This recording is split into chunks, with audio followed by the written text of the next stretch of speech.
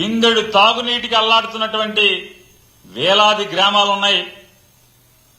కానీ ప్రతి ఊరిలో, ప్రతి పేటలో, ప్రతి సందులో గొంతులో మద్యానికి మాత్రం కొదవలేని పరిస్థితి వాళ్ళ ఆంధ్రప్రదేశ్ రాష్ట్రంలో ఉంది.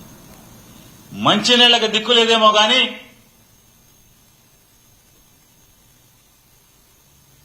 ఫోను చేస్తే చాలు మద్యం ఇంట్లో రెక్కల కట్టి వాలే పరిస్థితి వాళ్ళ ఆంధ్ర రాష్ట్ర పరిస్థితిలో ఉన్నటువంటి పరిస్థితి.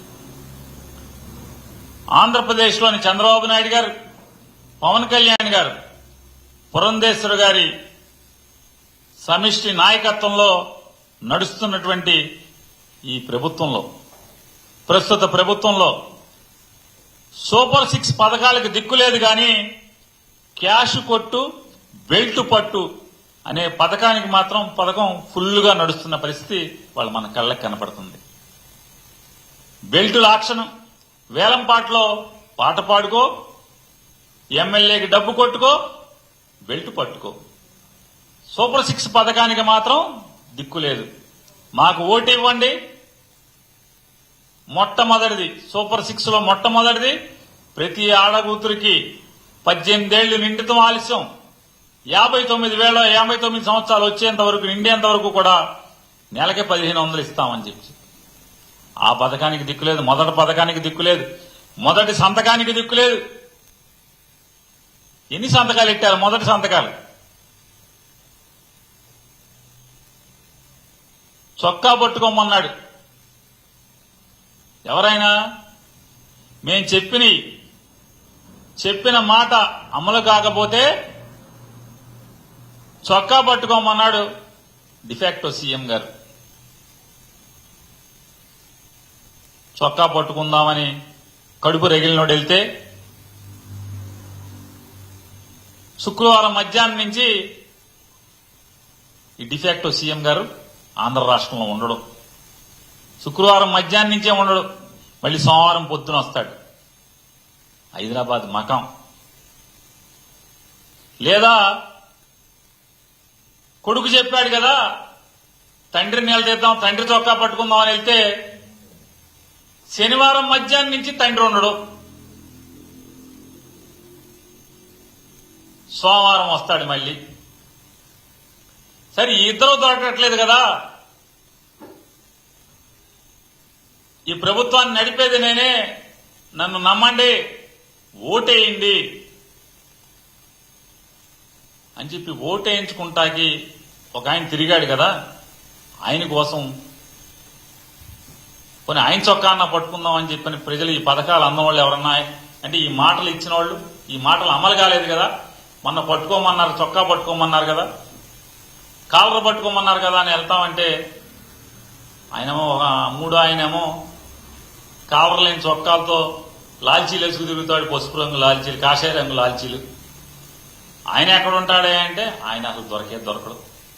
ఎక్కడ ఉంటాడో తెలియదు. ఇక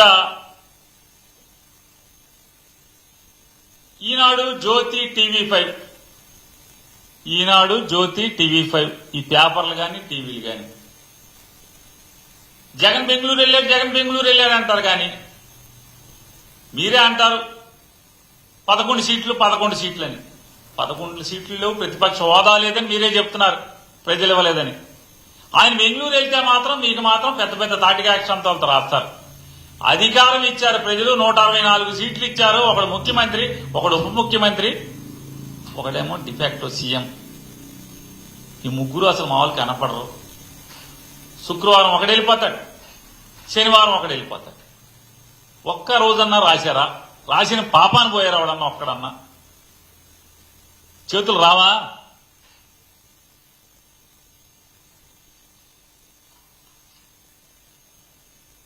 సాక్షాత్తు ఆంధ్రప్రదేశ్ రాష్ట్ర ముఖ్యమంత్రి అసలు ఆయన మాటలు మాత్రం కోటలు దాడుతాయి. బెల్ట్ ఉంటే తోలు తీస్తానంటాడు, తాట తీస్తానంటాడు, షాపు సీల్ అయింది అంటాడు చంద్రబాబు నాయుడు గారు.